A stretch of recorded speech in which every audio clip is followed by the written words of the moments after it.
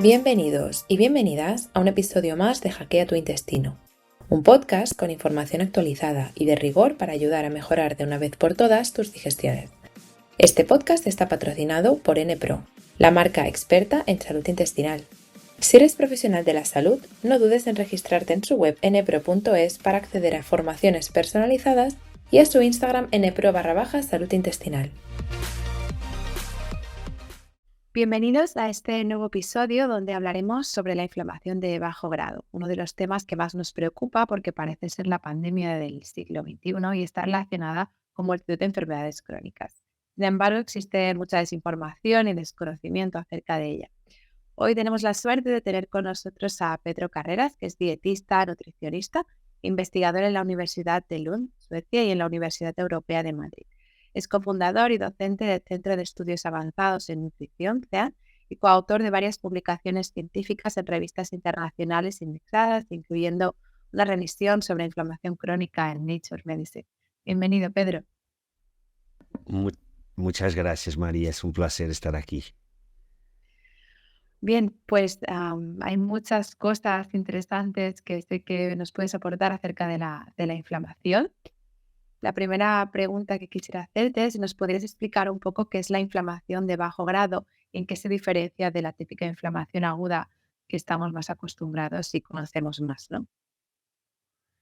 Pues yo creo que antes de hablarnos entonces de inflamación de bajo grado es importante ponerla en su contexto y recordar algo que tú también preguntas, que es la inflamación como respuesta fisiológica y que no es algo malo como muchas veces se piensa.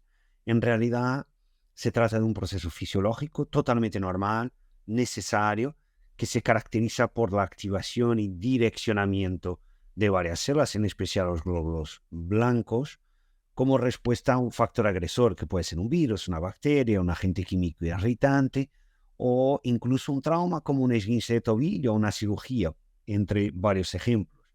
Y cómo esta respuesta produce los típicos signos que todos conocemos muy bien, que son el calor, el enrojecimiento, la hinchazón y principalmente el dolor y la pérdida de función.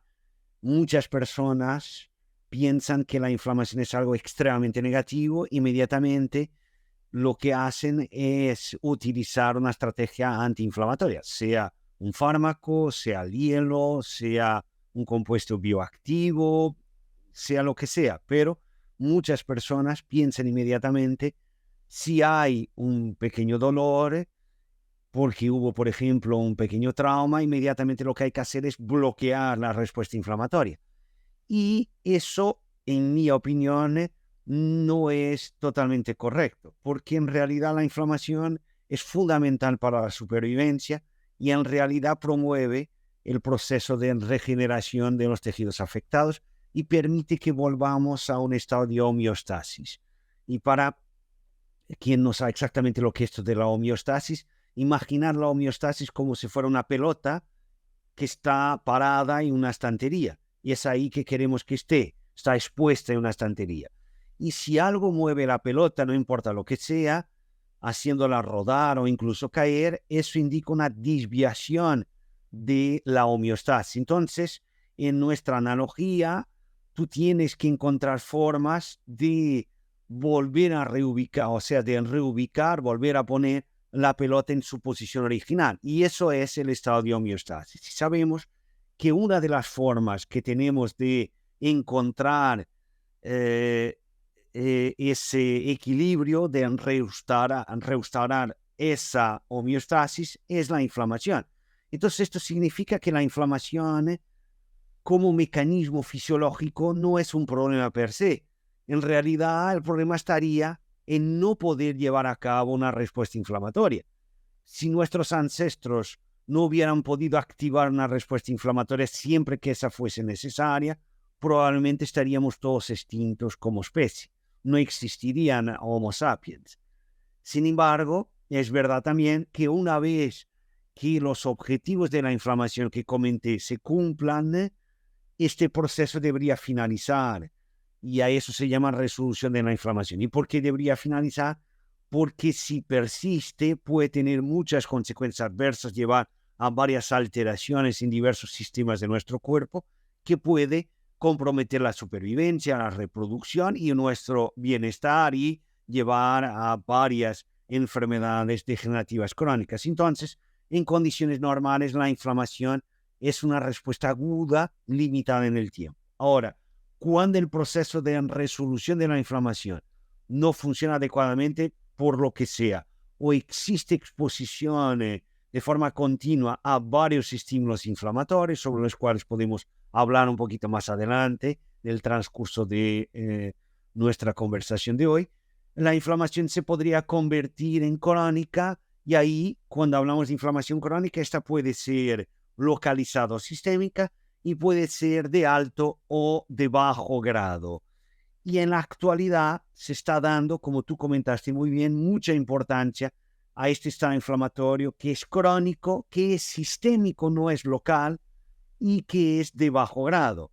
Y al ser de bajo grado no produce los típicos signos y síntomas que un proceso inflamatorio de alto grado produce. Entonces, en muchos casos pasa desapercibida.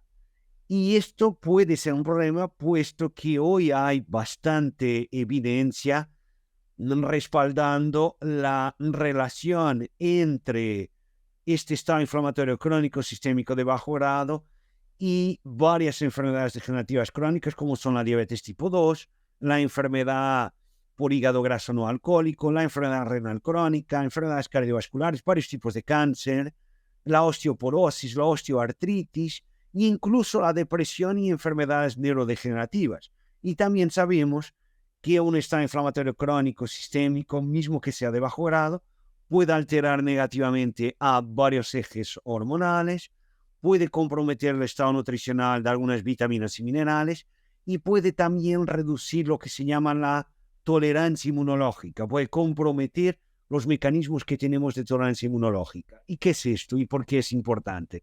Cuando nosotros activamos la respuesta de nuestro sistema inmune frente, por ejemplo, a un virus o una bacteria, también necesitamos de tener determinados mecanismos que impidan que esa respuesta inmunológica sea exacerbada y pueda hacer daño a nosotros mismos, o que se vuelva directamente contra nuestros propios tejidos. Y eso sería una respuesta autoinmune. Y ahí estamos hablando de algo que puede llevar a enfermedades que muchos de nosotros conocemos, como la artritis reumatoide, el lupus, la tiroiditis de Hashimoto, la psoriasis, la enfermedad celíaca, la enfermedad de Crohn y muchísimas otras. Entonces, todo esto para decir que un estado inflamatorio crónico sistémico de bajo grado puede tener varias consecuencias adversas, y por eso deberíamos hacer todo lo posible para, en primer lugar, identificarlo y, en segundo lugar, prevenirlo. Claro, qué interesante. Seguro que hay mucha gente que se siente identificada con lo que comentas. Una pregunta que me suelen hacer respecto a la inflamación es si existe algún marcador que podamos revisar en un análisis de sangre. Sí, existen algunos, todos tienen varias limitaciones y su interpretación debería ser hecha por un profesional de salud en conjunto con toda la historia clínica. Sin embargo, el marcador más usado es la proteína C reactiva, y esta se trata de una proteína de fase aguda producida por el hígado en respuesta a varios mediadores, o sea, moléculas que nuestras células del sistema inmune producen, los mediadores inflamatorios. Y esta proteína, que se mide en sueroplasma, se puede medir a través de distintos métodos, y los métodos más utilizados tienen un límite de detección de 3 a 5 miligramos por litro. Entonces, esto significa que estos métodos son adecuados para identificar un proceso inflamatorio de alto grado, que es típicamente agudo, como por ejemplo el que ocurre cuando hay una infección bacteriana severa, o lo que ocurre después de una cirugía, en que hablamos de valores de proteína C reactiva muy altos, muchas veces muy por encima de 10 miligramos por litro, o sea, muy por encima del límite mínimo de detección en sangre de esta proteína. Sin embargo, para identificar un estado inflamatorio crónico de bajo grado en que los valores de esta proteína pueden ser inferiores a ese límite de detección de 3 a 5 miligramos por litro, necesitamos de utilizar un método que permita detectar valores muy bajos. Por eso es crucial usar lo que se llama la proteína C reactiva ultrasensible, que puede detectar niveles tan bajos como 0,1 miligramos por litro.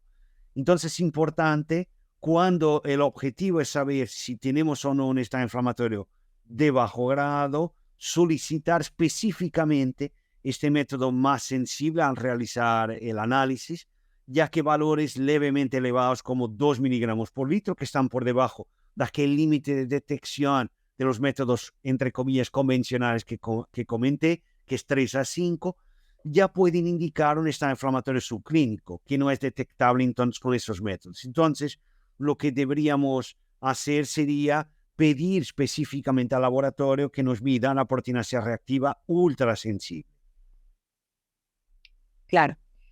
Y a nivel de marca, o sea, de posibles causas de esta inflamación, sabemos que hay muchas, disruptores endocrinos, contaminantes ambientales, los TRAP, la alimentación, el estrés, son múltiples los que tú nombras en tus cursos. Y específicamente me interesaría que nos pudieras explicar un poco sobre si la salud digestiva impacta en la inflamación de bajo grado y si pudieras darnos algunas recomendaciones para mejorar pues, la salud digestiva, ¿no? Como uno de los posibles detonantes de la inflamación de bajo grado. Bueno, es verdad que entre los varios factores que pueden promover un estado inflamatorio crónico sistémico de bajo grado, también están alteraciones en lo que es la integridad de nuestra, digamos así, pared intestinal, y también de alteraciones en la composición y función de los varios microorganismos, en especial bacterias, que viven con nosotros y que colectivamente se llaman microbiota. Y viven con nosotros no solo en el intestino, también viven en otras partes de nuestro cuerpo, pero específicamente cuando hablamos de la microbiota, muchas veces estamos hablando de la microbiota intestinal, puesto que esta parece ser aquella que más es afectada por nuestra dieta. Yo soy nutricionista, entonces por eso obviamente me interesa más. Y también es aquella que más implicaciones sistémicas, o sea, en los varios sistemas de nuestro cuerpo, puede tener. Entonces, cuando tenemos una alteración de la microbiota, sea por una dieta inadecuada, sea por el uso crónico o durante mucho tiempo de antibióticos, o sea por un estilo de vida inadecuado, podemos tener una alteración de la microbiota que puede favorecer el crecimiento de determinados microorganismos que pueden producir una serie de moléculas que nos pueden hacer daño, digamos así, pudiendo crear un estado inflamatorio, por ejemplo, localizado en el intestino, pero que después puede resultar en un estado inflamatorio sistémico.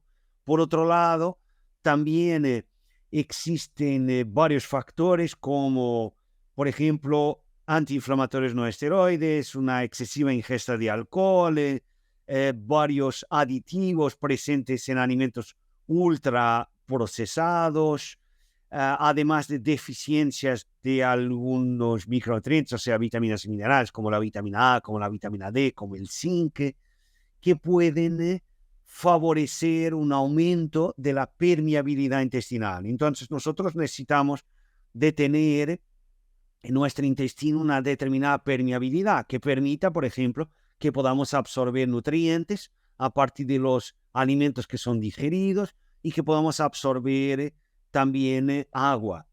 Sin embargo, también necesitamos que esa permeabilidad sea selectiva, o sea, que no deje pasar todo, porque no podemos dejar pasar, por ejemplo, microorganismos, sustancias, moléculas producidas o que constituyen esos microorganismos. Para aquellos que son profesionales de la salud, por ejemplo, las endotoxinas que existen en bacterias gram negativas, que cuando pasan hacia la circulación pueden activar una respuesta inflamatoria. Entonces necesitamos de tener una permeabilidad que sea selectiva.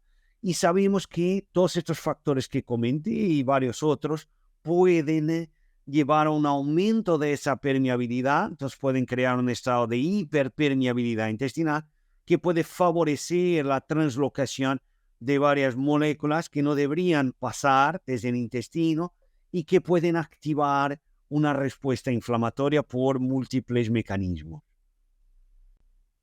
Claro, sí es algo que vemos mucho en consulta y lamentablemente pues cada vez más no sabemos, bueno, la respuesta exacta, pero imaginamos pues por los cambios dietéticos, el estrés, el sedentarismo, todo el cambio de alimentación moderna que por supuesto pues altera el tracto digestivo y nos inflama. Respecto a la alimentación, existe también bastante confusión sobre qué alimentación llevar para mantener controlada la inflamación de bajo grado. Y existe pues cierta línea de personas, ¿no?, que comentan pues que los carbohidratos nos inflaman porque elevan la insulina y la glucosa, y muchas personas deciden pues como primera herramienta retirar los carbohidratos para desinflamarse, ¿no? ¿Es eso cierto? ¿Qué estrategias, digamos, consideras que serían más oportunas? Un poco, ¿nos podrías dar un poco de luz sobre si realmente los carbohidratos nos inflaman o no? Bueno, esa visión, bajo mi opinión, es extremadamente simplista e incluso yo diría que es errónea. Entonces es verdad que la ingesta de alimentos con carga glucémica elevada, como cereales refinados o alimentos con azúcar añadido, pueden, de acuerdo con algunos estudios de intervención agudos en humanos, llevar a un aumento de la respuesta inflamatoria después de comer, o sea, en el estado postprandial. Y son varios los mecanismos que explican esto, pero uno de los mecanismos principales es que al ingerirmos este tipo de alimentos que pueden generar, digamos así, un pico en la glucemia, un gran aumento de la glucemia, un aumento rápido y elevado de la glucemia, eso podría activar algunas células del sistema inmune, como por ejemplo neutrófilos y monocitos, a producir mayor cantidad de especies reactivas de oxígeno. Para quien quiere saber más, aquí la más importante sería el peróxido de hidrógeno, y eso podría llevar a la activación de un factor de transcripción, que es una proteína que regula la expresión de genes, que es el factor nuclear kappa B, que podría ir hacia el núcleo de estas células y aumentar la expresión de genes que por su turno llevan a la producción de varias proteínas que generan la respuesta inflamatoria, digamos así. Entonces, tenemos esos estudios agudos que nos indican que efectivamente la ingesta de este tipo de alimentos que aumentan mucho la glucemia y de forma rápida podrían activar la respuesta inflamatoria. Sin embargo, después, cuando vemos a varios otros tipos de estudios, como son ensayos clínicos, pero que no son agudos, y también estudios observacionales, la evidencia ya es mucho más conflictiva. Yo creo que eso está relacionado con el hecho de que nosotros tenemos respuestas muy distintas a la ingesta del mismo alimento con la misma cantidad de hidratos de carbono. Entonces te explico. Una persona podría tener un gran aumento de la glucemia al ingerir, por ejemplo, un plátano, y un aumento moderado al ingerir, por ejemplo, un determinado tipo de pan, para darte un ejemplo de un alimento que tiene hidratos de carbono que todas las personas conocen.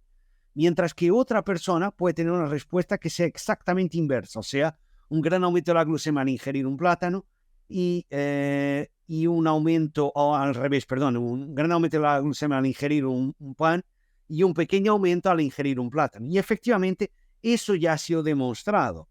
O sea que existen personas que tienen efectivamente una respuesta muy distinta a la que tienen otras. Y son varios los factores que explican esto. Podríamos hablar quizás de factores genéticos, pero también de muchos otros factores como la propia microbiota intestinal.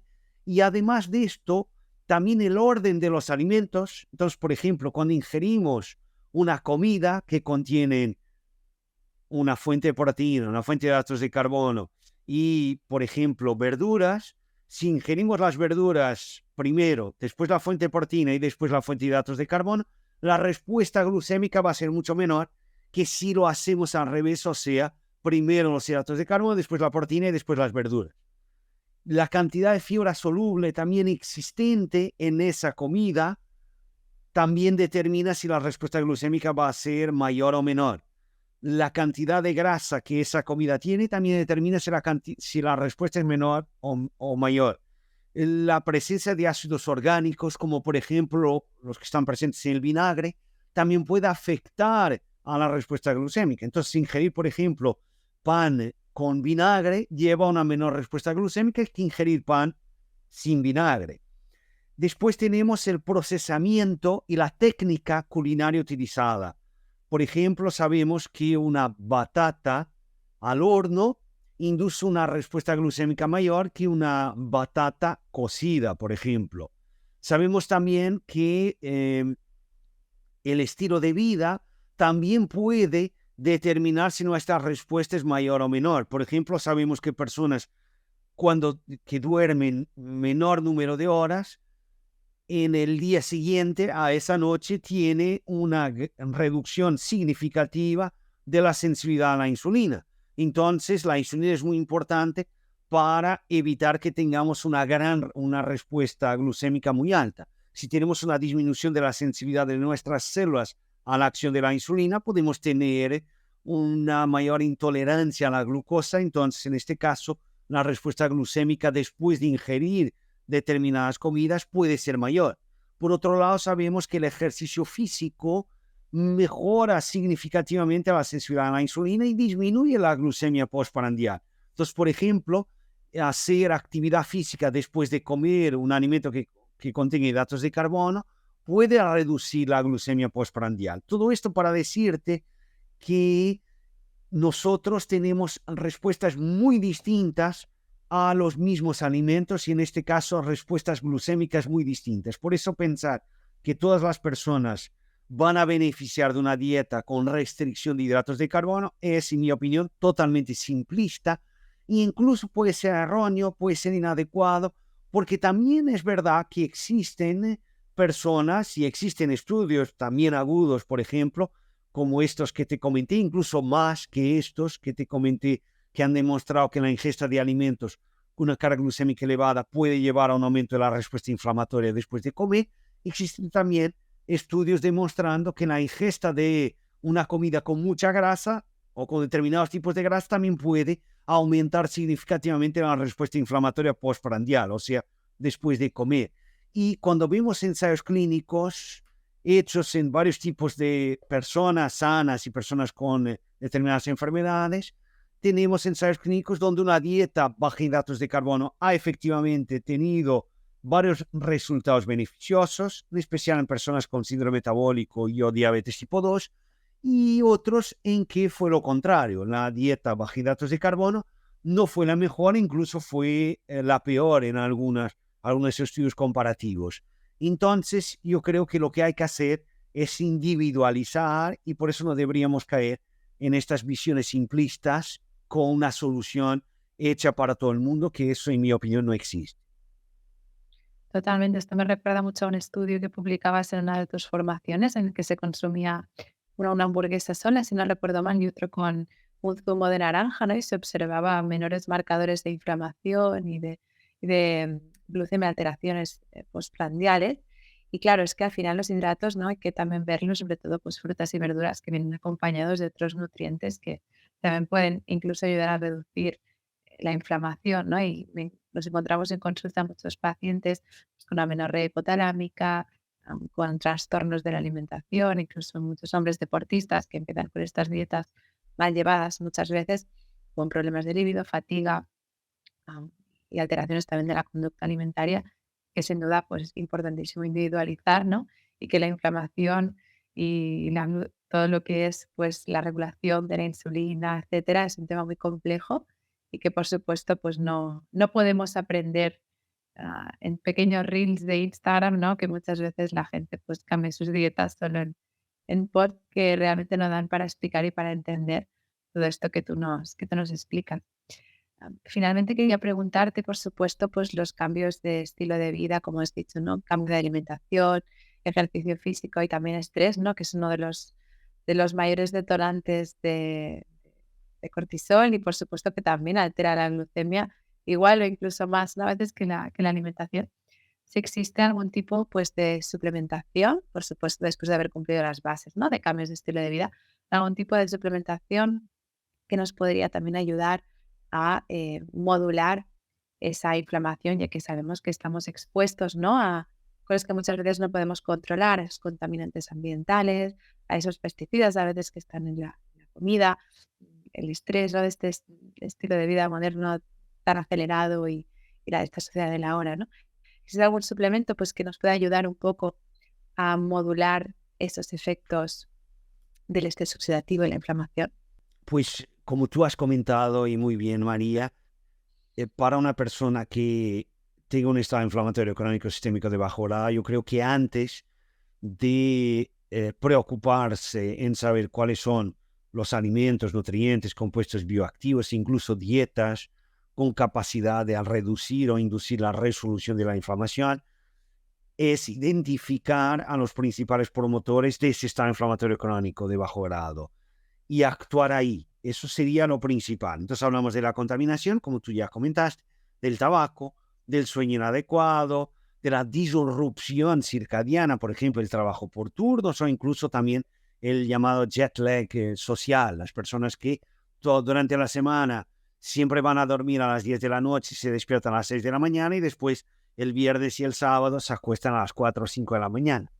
Y después el lunes, como dicen en España, echas polvo y atribuyen eso al hecho de que tengan que empezar a trabajar el lunes. Es la llamada depresión del inicio de la semana, cuando en realidad, en mi opinión, quizás sea el jet lag que tienen y no el hecho de que tengan que trabajar ese lunes. Entonces también esa disrupción circadiana puede contribuir a la inflamación y hay evidencia de eso. Por otro lado, sabemos también que el estrés psicológico, como comentaste, la inactividad física, la obesidad, en especial cuando caracterizada por exceso de tejido adiposo en la región visceral y una dieta incorrecta. Entonces, todo esto es proinflamatorio. Entonces, lo primero debería ser identificar dentro de nuestro estilo de vida, de nuestra dieta, qué es lo que está ocurriendo que puede estar generando este estado inflamatorio crónico sistémico de bajo grado y actuar ahí. Entonces, ahí tenemos varias intervenciones no farmacológicas que podríamos utilizar o pensar y utilizar. Una que es muy obvia, pero aún así la comento: dejar de fumar cuando eres fumador, obviamente. Después hay muchas estrategias de control del estrés. Yo no soy un experto en eso, pero conozco estudios de intervención en humanos demostrando que yoga, tai chi, meditación, el llamado mindfulness, pueden reducir marcadores de inflamación. Por otro lado, tener un sueño adecuado, obviamente, y al respetar lo que es el ciclo natural día-noche y intentar que la hora de ir a dormir, a la hora de despertarse, sea siempre la misma, incluso en los fines de semana. Después, la práctica de ejercicio físico. Hay muchísima evidencia demostrando que el ejercicio físico reduce por múltiples mecanismos varios marcadores inflamatorios, incluyendo la proteína C reactiva ultrasensible que comenté antes. Después, muy importante, mantener una composición corporal adecuada. Y ahí el ejercicio físico es fundamental, la dieta obviamente también. Y aquí fundamentalmente es importante reducir o mantener una baja cantidad de grasa visceral, aquella que está localizada en la cavidad abdominal, junto a órganos como el hígado, como el páncreas, y que es uno de los principales promotores de este estado inflamatorio crónico. Y después tener una dieta que sea adecuada a cada uno de nosotros. Si nosotros somos distintos, por eso es importante personalizar. Y básicamente, sin comentar mucho si la dieta es así o de una forma o de otra, decir que una dieta adecuada es aquella que aporta todo lo que nosotros necesitamos y que sea baja en todo aquello que puede ser proinflamatorio. Y después de entonces actuarmos en todo esto, ahí podemos pensar en quizás algún suplemento. Y de todos ellos, aquel que más evidencia parece tener a partir de ensayos clínicos en la inflamación son los ácidos grasos omega 3.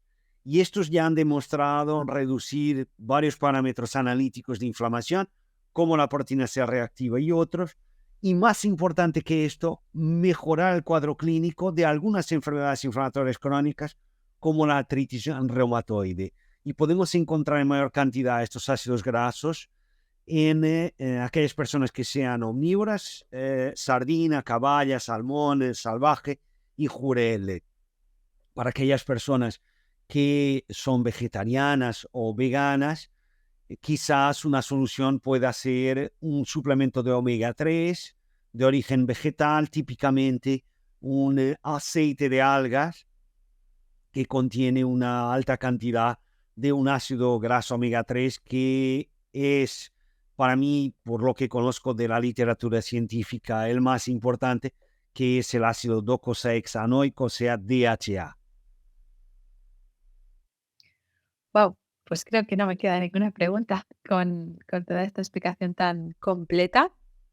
Creo que les va a servir de mucho a las personas que tienen mucho interés en querer mantener la inflamación de bajo grado controlada, ¿no? Y hacer todo lo que está en nuestra mano, que al final, pues, no se trata tampoco de vivir agobiado por cumplirlo todo perfecto, pero al menos, como has dicho tú, pues cumplir los principales pilares y no preocuparnos tanto por esos pequeños detalles. Recuerdo también otra diapositiva de tu curso en el que salía una persona, si no recuerdo mal, fumadora, con muy malos hábitos, ¿no? Que le preguntaba al doctor por el mercurio del pescado, si no recuerdo mal. Y al final, pues, como decías tú, no preocupémonos del estrés, del ejercicio físico regular, llevar una buena alimentación. Y luego ya pues nos iremos a los detalles. Muchísimas gracias, Pedro, por este ratito con nosotros. Quería preguntarte si hay alguna red social, página, blog o podcast o algún tipo de centro de estudios en el que puedan encontrar más información sobre tus publicaciones e información de valor acerca de este tema. Bueno, en primer lugar, muchas gracias, María, por la oportunidad. Y en segundo lugar, decir que sí, yo estoy en redes sociales, no soy súper activo, me da mucha pereza, me gustaría ser más activo, Entiendo. pero tengo que decirlo, no debería decirlo de esa forma, pero me da pereza, porque tengo muchas cosas que hacer y después de vez en cuando me acuerdo que quizás sea bueno publicar alguna cosa en mis redes sociales, porque si no desaparecen, y es bueno también ir transmitiendo, que es uno de mis objetivos, divulgar también ciencia. Entonces tengo mi Instagram, Pedro Carrera Bastos. Tengo también Twitter, que es también ese, si no estoy equivocado. Pero utilizo más al día de hoy Instagram. Twitter utilizo más como seguidor. Entonces, para seguir a varios científicos, y es una forma también de mantenerme actualizado en algunos campos que yo no manejo y sobre los cuales no suelo leer artículos. Entonces voy viendo lo que ellos ponen, aquellos que son referentes. Pero en Instagram, sin embargo, ya soy más activo y ya pongo más posts, y intento poner fundamentalmente posts de contenido. En mi Instagram pongo muy pocas cosas personales. Soy una persona bastante reservada en lo personal, entonces lo que hago es divulgar lo que en aquel momento estoy estudiando, alguna cosa que me interese. Entonces ahí me pueden encontrar. Para aquellos que son nutricionistas, médicos, profesionales sanitarios, me pueden encontrar en el Centro de Estudios Avanzados en Nutrición, CEAN, y ahí soy docente de varios cursos, y están ahí muchísimos otros docentes y varios cursos que yo creo que pueden ser muy útiles para profesionales sanitarios interesados en saber el rol de la nutrición en, por ejemplo, varias condiciones clínicas. Entonces ahí es donde me pueden encontrar, y aquellos que tienen interés en leer alguna de mis publicaciones científicas, bueno, en Google o en PubMed pueden encontrar poniendo Pedro Carrera Bastos. Los dejaré en la descripción del podcast y recomendar especialmente las formaciones de CEAN. La verdad que he hecho varias y me han encantado. Así que os recomiendo, si estáis interesados en cursos, pues que es una escuela de calidad y en la que he aprendido mucho. Muchísimas gracias, Pedro. Muchas gracias, María. Un placer.